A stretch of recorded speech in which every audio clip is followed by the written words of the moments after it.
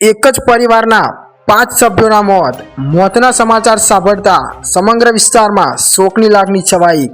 નમસ્કાર મિત્રો, વિડીયોમાં તમારું સ્વાગત છે।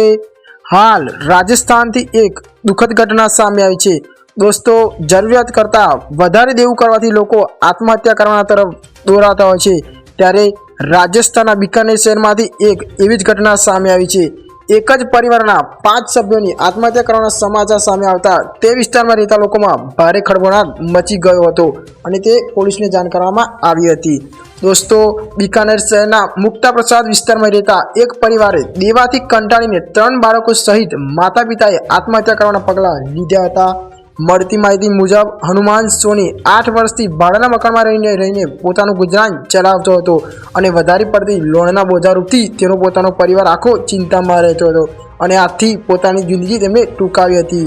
પોતાના પરિવાર સાથે પોતાની જિંદગી ટૂંકાવતા તેમણે જણાવ્યું હતું। દોસ્તો, જ્યારે આ વાતની જાણ પોલીસને થતાં પોલીસ ઘટના સ્થળે પહોંચી હતી અને મૃતદેહોને પોસ્ટમોર્ટમ માટે મોકલી આપવામાં આવ્યા હતા। ધન્યવાદ મિત્રો।